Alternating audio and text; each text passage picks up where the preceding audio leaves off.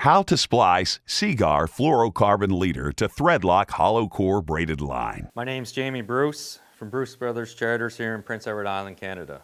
What I'm going to show you today is how to splice Seaguar 150 fluorocarbon into some Seaguar threadlock hollow core 200 braid.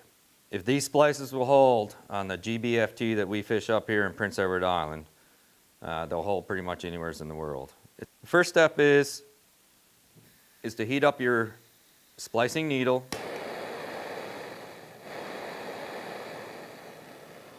You warm up the end, it's hollow on the inside, and the idea is to warm up the end and you Thread the leader into hollow core braid with a splicing needle. Then you let it cool and it sticks. As you can see, that's immediately red. It's very hot. Go inside. While I'm letting that cool, this needle is meant from 130 to 150.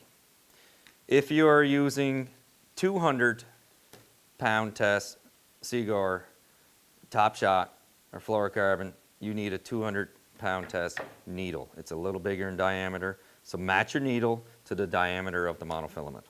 Very, very important. Every hollow core takes a little bit to get it opened up. It's woven very tightly, but if you kind of move it slowly, you'll see that it opens up on the interior. And that's the hollow core part. So the idea is to slowly feed the hollow core over the top of the needle. And what I like to do is about 9 to 10 feet. Be very careful as you slide the hollow core along your needle that the needle does not pick the sides of the hollow core and come out. If it does, just slowly slide it back, tuck it back under and start again. And you can see that's going fairly easy. I'm going to do a shortened condensed version for you today instead of doing the full 9 to 10 feet. As you do it, you can see I'm probably going like 3/4 of an inch at a time. You shove it down and you take your fingers and you slide that down so it moves down the edge of the top shot. You're probably asking the question, well, how do you get the needle out? You slowly open up your hollow core. You can see it's all woven and it does open up. You bring it out the edge. Okay? You bring it out the edge and you just pull down and cut it off. I always leave a little bit in the needle because the next time you go to do a splice, you're going to heat that up. I can't pull that out, not a chance. So you heat this up with you can use a lighter or a match, and it'll melt out and it'll clear the interior of your rig and needle so you're ready for the next time. You just pull the hollow core back up over, so now it disappears. The next step would be to take your 9 or 10 foot splice, this is a shortened condensed version, and put it in either a bucket of fresh water or salt water. If you happen to be on the boat at the dock and you got to replace a top shot, put it in the salt water, just hang it over the side just to get it wet, and we call that a wet sock. Now comes an important part, and this is your last step. You need your rig and floss. I like to use a waxed floss, which most rig and flosses are.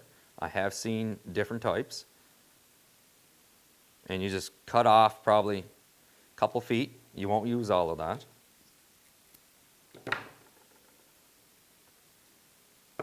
And if you have a spooler on the boat, it makes life a lot easier. But if not, you need a hand with an extra guy or two to hold each end of your line.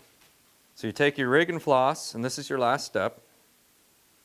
I make a little knot in the very end so it doesn't slip. And you start up on your hollow core about 3/4 of an inch, which is fine. And for those that are into the knot tying business, a simple half hitch is all you need.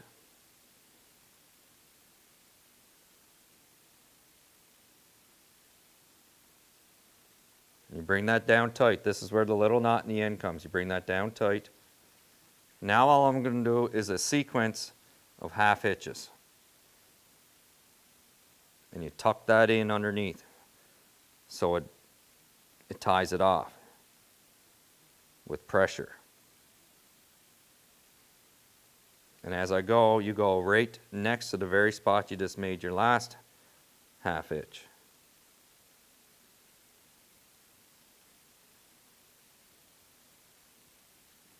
As you're making your half hitches, you will create a spiral with every knot that you come up to.